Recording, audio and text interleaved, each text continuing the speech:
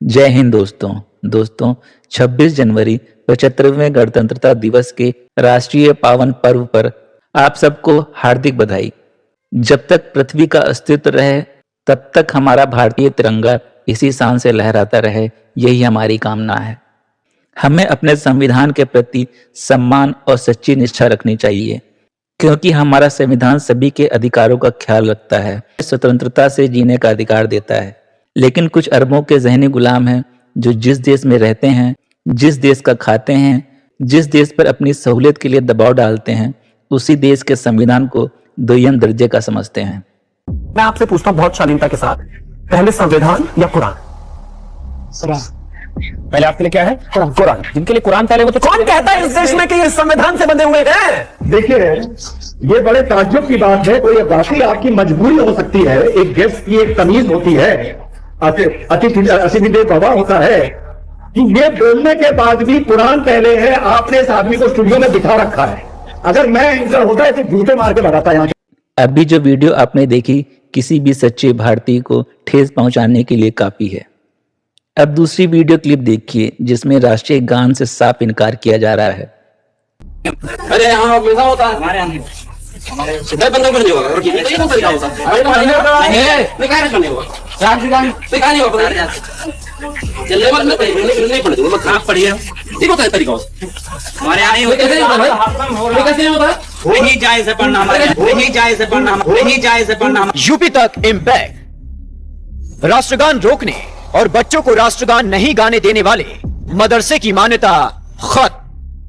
जिन मदरसों में बच्चों को ऐसे लोग तालीम देते होंगे, वहां से बच्चे जिहादी बनकर ही निकलेंगे। अब दूसरी क्लिप एक यूनिवर्सिटी समारोह की देखिए, किस तरह कुछ लोगों को राष्ट्रीय भावना का अपमान करके मजा आता है। के बीच जम्मू कश्मीर से हैरान करने वाली तस्वीरें सामने आई है। जम्मू कश्मीर के राजौरी में बाबा गुलाम शाह बादशाह यानी कि BGBS यूनिवर्सिटी में राष्ट्रगान के अपमान का मामला सामने आया है। यूनिवर्सिटी के एक कार्यक्रम में राष्ट्रगान के वक्त कुछ छात्र अपनी सीट पर बैठे रहे और सेल्फी लेते हुए नजर आए। दरअसल बुधवार को यूनिवर्सिटी में 3 दिनों के इंटरस्टेट स्पोर्ट्स कॉम्पिटिशन का समापन समारोह था। कार्यक्रम में जम्मू कश्मीर के राज्यपाल NN वोहरा भी मौजूद थे। तस्वीरों में दिख रहा है कि जहां एक और राष्ट्रगान के सम्मान में सभी छात्र खड़े हुए हैं, वहीं कुछ 2 छात्र सीट पर बैठकर सेल्फी ले रहे हैं। ये सब तब हुआ जब सामने राज्यपाल और यूनिवर्सिटी के कुलपति भी मौजूद थे।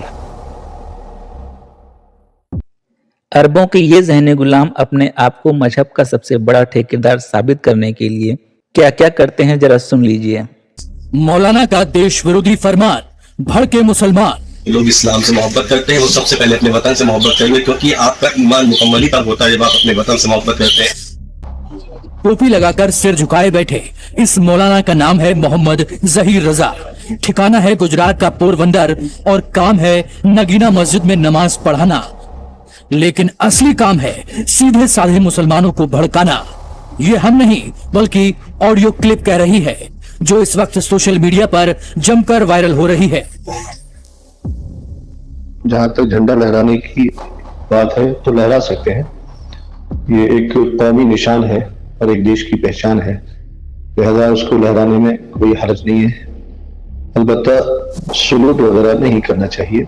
इमाम अहले सुन्नत आला हजरत रज़ी अल्लाह तआला अन्हु ने फतवा रज़विया शरीफ में लिखा है कि ये जय हो कुफ्फार का तरीका है। तो अब इसमें ये लफ्ज भी है, इसी तरीके से भारत भाग्य विधाता, ये 2 चीजों को लेकर उलमा इकराम ने मना किया है कि मुसलमान इसको ना पढ़ें। ये सारी वीडियो क्लिप काफी पुरानी है और कितनी ऑथेंटिक है ये आपके विवेक पर निर्भर करता है। लेकिन हर रोज भारत के प्रति नफरत फैलाने वाले अपने नए नए कारनामों को अंजाम देते हैं। आइए अब चलते हैं साहिल भाई की लाइव स्ट्रीम में और सुनते हैं अपने बंगाल की बेटी क्या कह रही है। नेक्स्ट है, कौन है? बोंगल ऋतुब्रीता। जी, नमस्ते भैया। नमस्ते। पहले तो मैं ये बोलना चाहती थी कि मैं बहुत नर्वस हूँ क्योंकि मैंने कभी आपका स्ट्रीम जॉइन नहीं किया है। वैसे पहले मैंने एक बार कर्ण भैया से बात की है। ये मेरे को ऐसा लग रहा है कि ये जो गूगल में हम कुछ भी डालते हैं और उसको पढ़ने के लिए बोलते हैं, तो जिस आवाज में वो बात करते हैं, कहीं तुम्हारी आवाज तो नहीं लिया है वहां पे गूगल वाले ने? नहीं पता मुझे लेकिन मैं काफ़ी टाइम से आपके चैनल पर जुड़ना चाहती थी हाँ, और फाइनली आज हो गया। मैं पिछले 6 महीनों से आपका स्ट्रीम देख रही हूँ और एडम भैया का भी मैं देखती हूँ। मेरी मम्मी हुँ, भी देखती है और मैं आपकी फ़ैन हूँ। अरे वाह! Thank sorry you. मेरी हिंदी थोड़ी खराब है क्योंकि मैं बंगाल से हूँ नहीं, बहुत अच्छा बोल रही है आप, बोलते रहिए। और मेरी मम्मी एडम भैया की बहुत बड़ी फ़ैन है, तो उनसे कभी बात नहीं हो पाई हाँ, और वो मैं ट्यूसडे आपसे ट्यूसडे जो है वो नॉन मोमिंग स्ट्रीम करते हैं सुबह-सुबह, तो आप अपनी मम्मी को बोलिएगा कि ट्यूसडे जल्दी उठे एक दिन और उनकी स्ट्रीम जॉइन करें। जी, जी बिल्कुल और मेरे 2 सवाल थे आपसे वैसे हाँ, आपकी इस्लाम के रिलेटेड ही।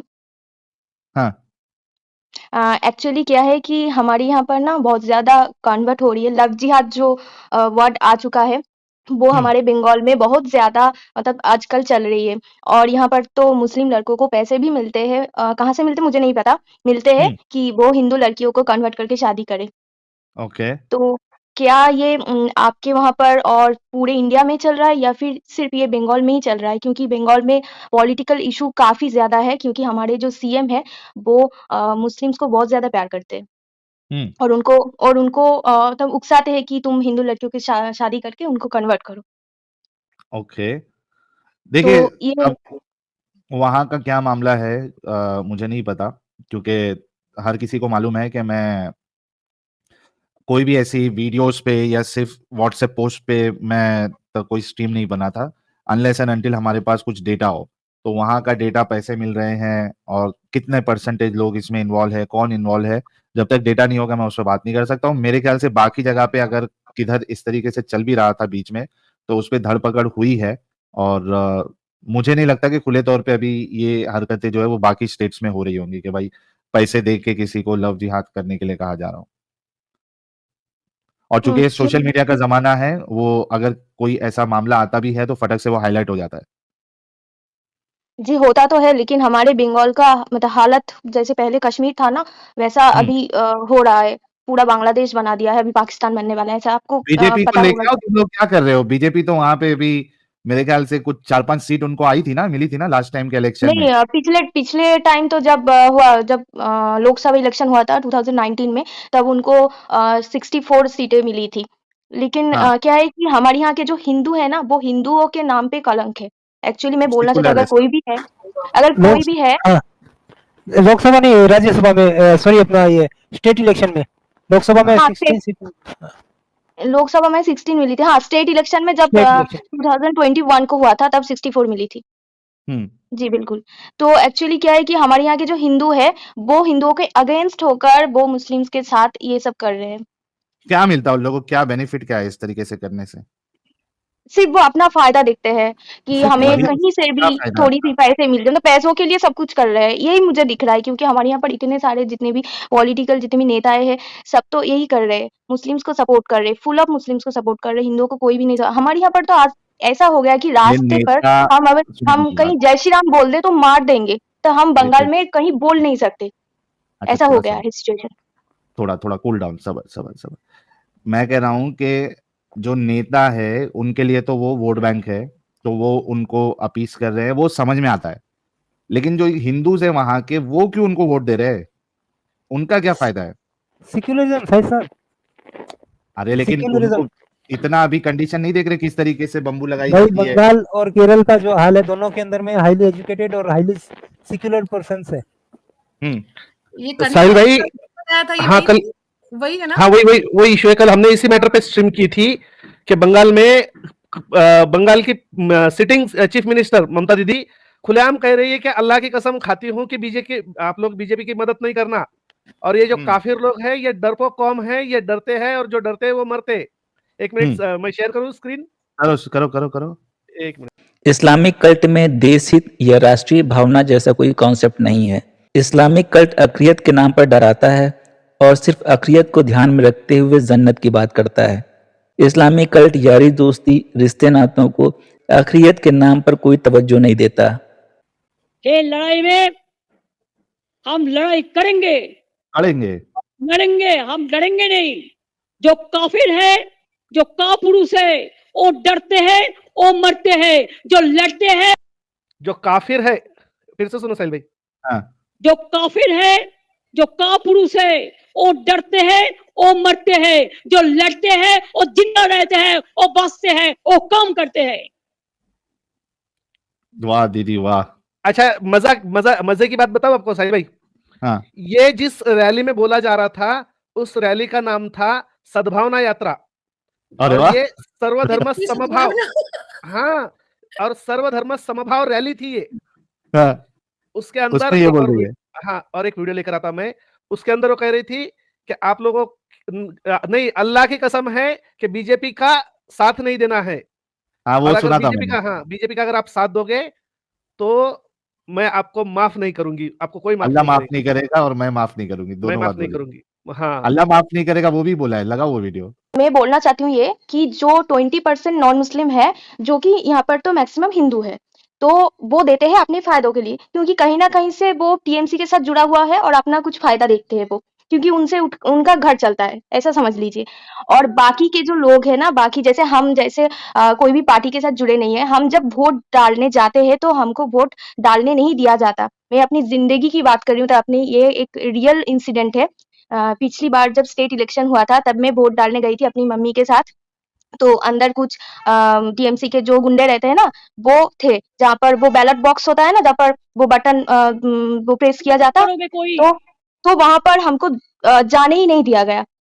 तो वहां से हमारे हाथ में सिर्फ वो रंग लगाकर हमको बोला था, हो गया, चले जाओ। अब उनके ऊपर तो हम बात नहीं कर सकते ना, घर में घुसकर मार देंगे। तो हमको वोट डालने ही नहीं दिया जाता, वो लोग डालते, 2-3 आदमी उनका रहता है। और बीजेपी का जो लोग होता है ना, उनको अंदर मतलब जाने ही नहीं देते। कैमरा नहीं लगे रहते उधर? हाँ, कैमरा लगे नहीं होते वो वोटिंग रूम में? नहीं, अंदर कैमरे लगे होते हैं, लेकिन वो तब सिर्फ दिखाने के लिए, वो चलते नहीं है, ऐसे होता अच्छा। है। मैंने अपनी जिंदगी का ये रियल अगर इंसिडेंट इस तरीके से अगर होता है तो इसमें फिर स्टिंग ऑपरेशन करना पड़ेगा किसी ना किसी को आगे बढ़ के। अरे किसी को अगर पता चल गया ना, किसी टीएमसी के गुंडे को पता चल गया ना, तो पूरा उसके पूरा घर को बर्बाद कर देगा, पूरा जला देगा, उसके फैमिली पूरा सबको मार देगा। वो लोग ऐसे खतरनाक है। और कुछ दिनों पहले ईडी के कुछ ऑफिसर गए थे एक टीएमसी नेता के घर छापे मारने, तो उनको पीटा मारा गया, उनका गाड़ी तोड़ दिया, आपने शायद न्यूज में देखा होगा। उनको जाने ही नहीं देते, मतलब कहीं भी आप छापे भी नहीं मार सकते, मतलब कुछ नहीं कर सकते। यहाँ पर लॉ एंड ऑर्डर कुछ नहीं है बंगाल में। हम रास्ते पर जय श्री राम नहीं बोल सकते, अरे नहीं नहीं, कोई सुन लेगा, कोई टीएमसी का आदमी होगा सुन लेगा तो हमको मार डालेगा, ऐसा है। बाप रे बाप। ये टीएमसी जो है ये क्या हिंदू है, मुस्लिम है, कौन सी आइडियोलॉजी फॉलो करते हैं लोग? ये आपके वो रसूल की आइडियोलॉजी फॉलो करते हैं। अच्छा इस्लाम विदाउट रसूल एंड मोहम्मद, सॉरी। अच्छा वैसे वाले। हाँ अच्छा, तो एक बार आपका ये स्ट्रीम ना, मैंने एक मुस्लिम मेरा एक फ्रेंड था, एक लड़का, उसको मैंने फॉरवर्ड किया था। तो उसके बाद से उसने मुझसे बात करना बंद कर दिया, चाहे जो भी हो, मैंने उसको फॉरवर्ड किया था। तो उसने कहा कि नहीं, ये आदमी तो मुसलमान है ही नहीं, मतलब कभी था ही नहीं, ये अपने आप को एक्स मुस्लिम बोल रहा है, ये कभी था ही नहीं। अगर कोई पैदाइशी एक्स मुस्लिम, मतलब कोई पैदाइशी मुस्लिम होगा, तो वो कभी इस्लाम को छोड़ नहीं सकता, अगर उसके खून में अगर इस्लाम होगा तो। ये उसने मुझे कहा था।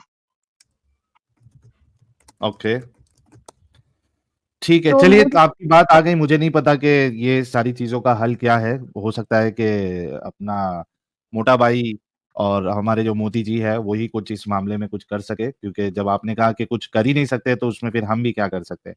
मैं चाहती हूँ सबके कानों में ये बात पहुंचे, सबको पता चले कि यहाँ का सिचुएशन क्या है। हम तो यहाँ पर मांग कर रहे हैं कि प्रेसिडेंट रूल लगा दी जाए, हम तो कब से मांग कर रहे हैं, लेकिन कोई सुनता ही नहीं है। तो हम चाहते हैं कि मोदी जी ये सुने, हमारे प्रेसिडेंट ये सुने, सबको पता चले, पूरे देश को, पूरे वर्ल्ड को पता चले।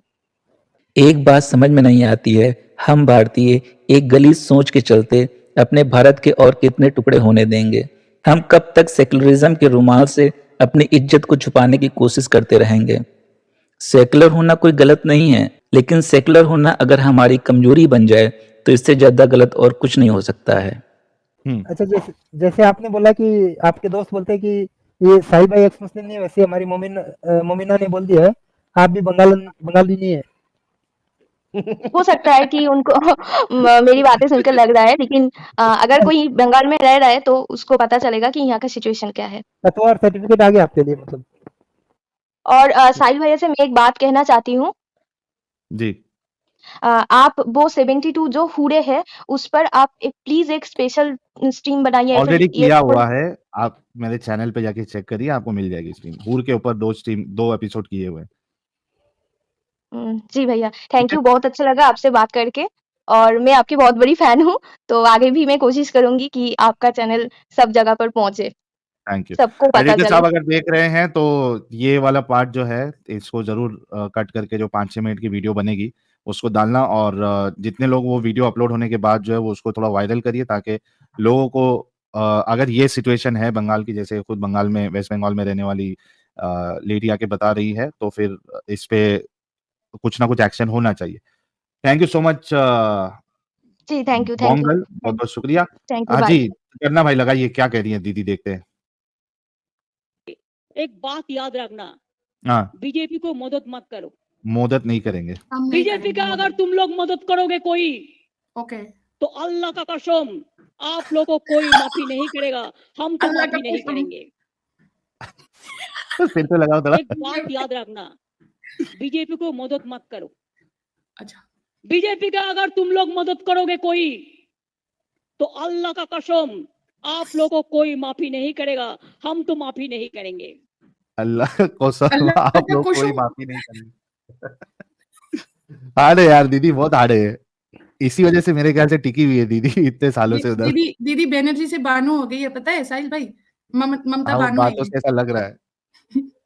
लेकिन साहिल अच्छा, भाई, ये दीदी का कभी ये मंदिर का भी वीडियो निकलता है, नहीं निकलता है? मतलब मंदिर में जाते हुए भी कुछ कभी देखा है इनको या नहीं देखा है? किधर? बुर्का पहन के इफ्तारी करती है बंगाल दीदी। नहीं वो ठीक है, मंदिर वाला कोई वीडियो इसका कभी निकला है दीदी का? नहीं, मतलब ही नहीं है। ट्विटर पे मंदिर भी पहुंच जितने जाइए। इनके शो होते हैं ना, वो सारे मुसलमानों वाले शो होते हैं, मंदिर वाला नहीं अच्छा, अभी कोई तक भी नजर में मंदिर आया। वाला कोई भी वीडियो नहीं है, मतलब नजर दिल से से नहीं दीदी बेगम बन चुकी है, ऐसा दीदी लग रहा है। बस याद मुमताज बानो। ओ भाई, अल्लाह का कसम मैं ममता बानो। चलिए। नहीं, कोई तो बोल रहा काली भक्त है दीदी, हार्डकोर काली भक्त है दिखाने के लिए, दीदी, दिखाने के हार्डकोर काली भक्त है। अबे किस काली चीज की पूजा करते हैं वो भगवान ही जाने। काबा है वो, काला काबा। तो देखा दोस्तों, यही है असली इस्लाम। आपने अभी तक हमारे चैनल को सब्सक्राइब नहीं किया है तो प्लीज़ कर लें, साथ में बेल बटन भी दबा दें, जिससे हमारी आने वाली वीडियो लगातार आप तक पहुंचती रहे। हम आगे भी इसी तरह इस्लाम को एक्सपोज करते रहेंगे। वीडियो अच्छा लगा हो तो लाइक, शेयर और कमेंट जरूर करें। इस्लामिक कल्ट से बचें, अपना ख्याल रखें। जय हिंद, वंदे मातरम।